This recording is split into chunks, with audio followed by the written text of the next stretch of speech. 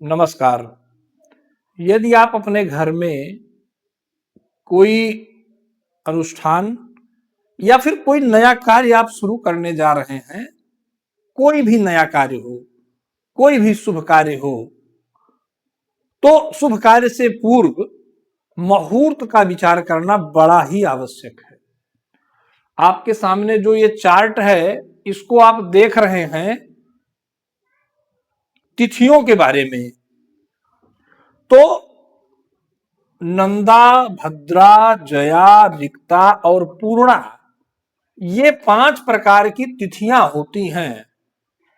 और जैसे कि इनका जो नाम है, नाम के अनुसार ही यह तिथि आपको फल देती है।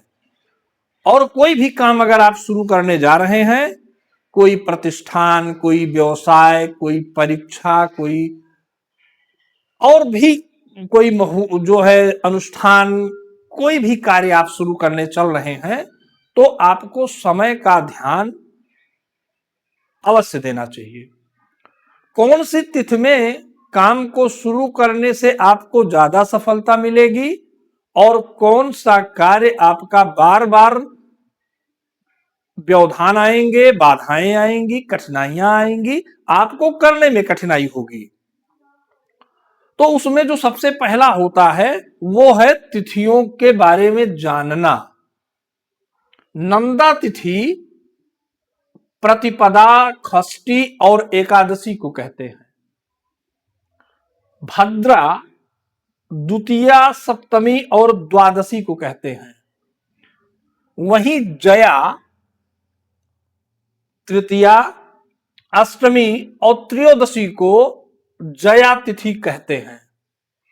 रिक्ता तिथि 4, 9 और चतुर्दशी होती है।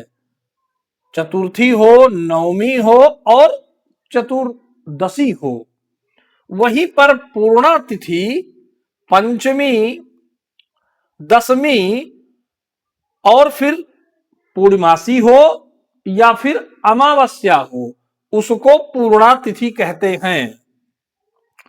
तो इन 2 तिथियां प्रमुख रूप से कार्य के लिए बड़ी ही उत्तम मानी जाती हैं।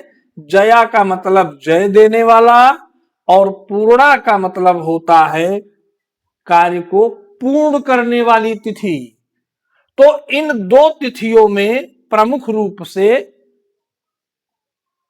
अच्छा फल मिलता है, कार्य जल्दी बनते हैं और आपको अनुकूल परिणाम की प्राप्ति होती है।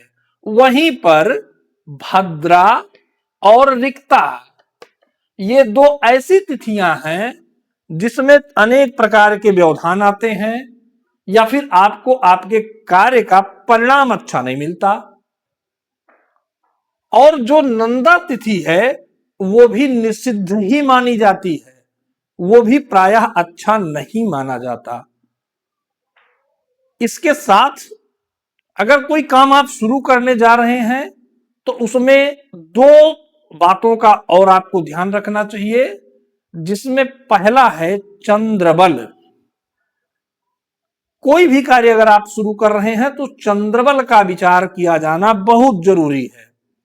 और दूसरा जो सबसे महत्वपूर्ण है वो दैनिक चौघड़िया का जो मुहूर्त है, वहां से भी फल देखा जाना जरूरी है।